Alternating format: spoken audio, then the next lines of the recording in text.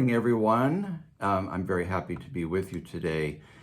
So how I wanted to start off, first of all, I'm Bill Champlin. I've been a professional psychic for 11 years now. And I want to open by saying that my perspective is what I'm going to present this morning.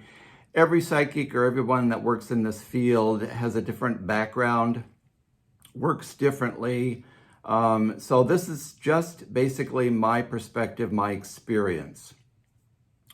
This morning, I'm going to look at the situation from three different angles. First of all, my natural intuitive ability I'm going to talk about.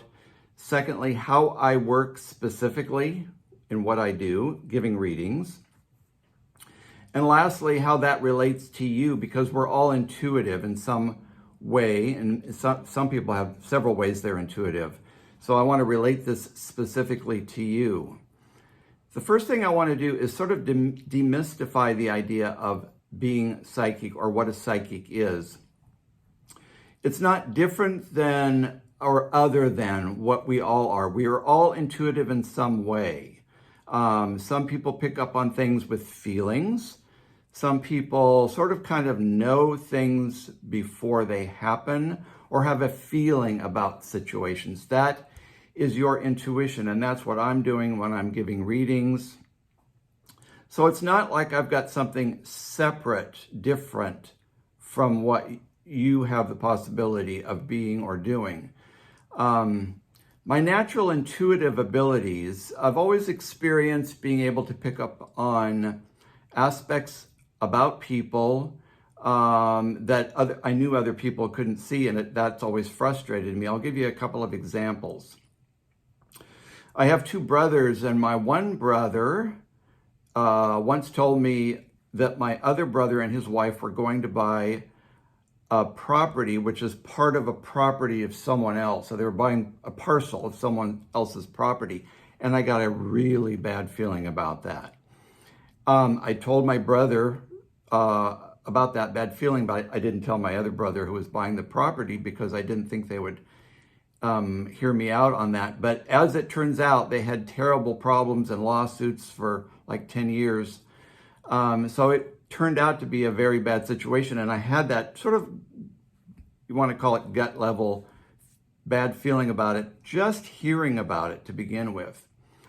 Another example of my specific intuitive abilities, when I was working, I'm retired right now, but when I was working, I had a friend that we sort of pranked each other, fooled around, laughed together. And he was sneaking up behind me once to, surprise me, tap me on the shoulder. Something just made me turn around. It wasn't like I thought to turn around or thought about him. He's coming at me from behind. Just a feeling, something made me turn around, and there he was coming toward me. So it was an intuitive ability, just a natural intuitive ability.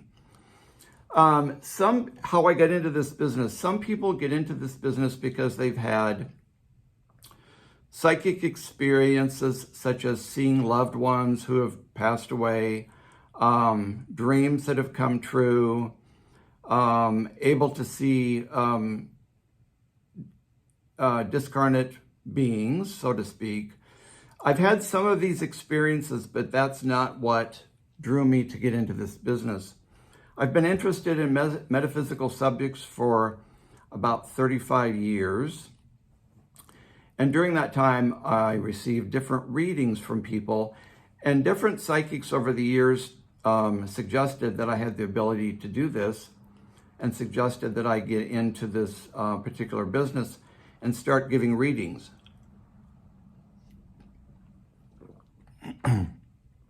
So as it turns out, after I retired, I decided to do this.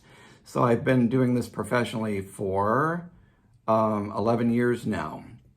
How I work specifically when I give a reading is I meditate before and get into a very relaxed state before I do readings. And that's basically to set myself aside. What I'm trying to do is sort of really relax and get myself into sort of an alpha or theta level consciousness, which is sort of that level you're at just before you fall asleep. Basically, doing that to set my analytical mind aside so that I'm setting myself, my own thoughts, my perspectives, my biases aside, my expectations aside, so that when I give readings to people, I'm as clear as possible in the information that I'm presenting to them. And basically how I do that is, it's just I try to tune myself into sort of another level of consciousness. It's like taking your mind from here and going above yourself and sort of existing mentally up here instead of in your conscious mind.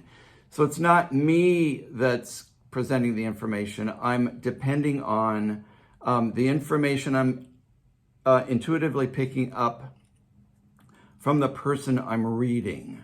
So it's like, if you visualize this, go ahead and close your eyes for a second. I'm going to give you a little experience of what I'm sort of talking about.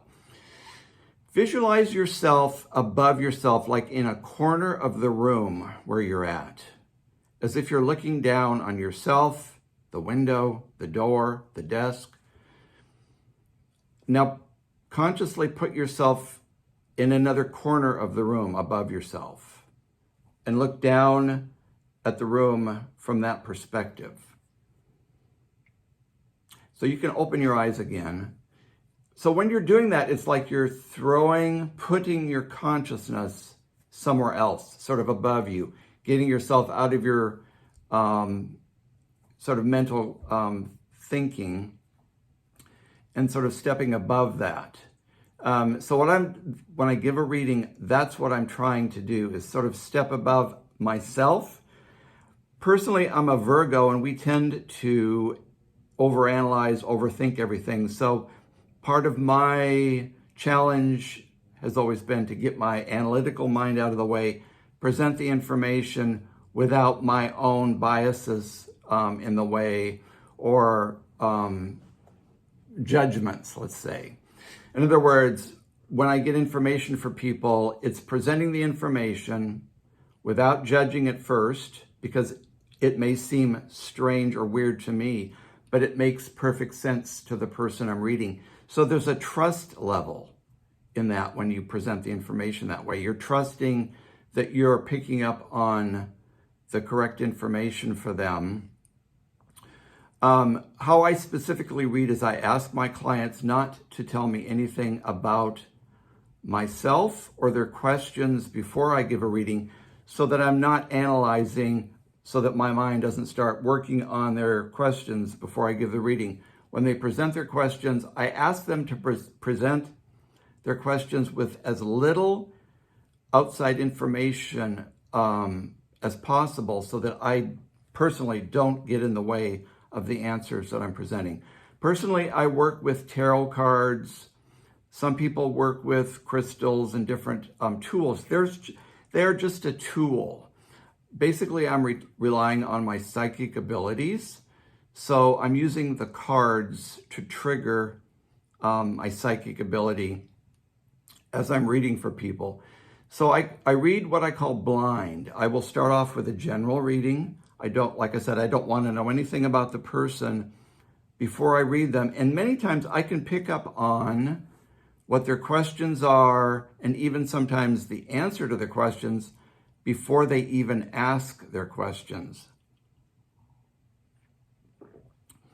So how I know things is I try to put myself as much aside as possible and trust the information that I get. And I call it's like riding a wave of consciousness and trusting the wave. There are 3 basic levels of consciousness. There's the conscious level, which we're at right now when we talk to each other. There is the subconscious level, which is basically where we go when we sleep at night. And there is a theory that there's a superconscious level, which is beyond that. The theory is that all subconscious minds are connected. An example of that would be if you're thinking about somebody that you haven't talked to in a long time, or that you haven't connected to in a long time. Out of the blue, you're thinking about them, and then all of a sudden, the phone rings and it's them.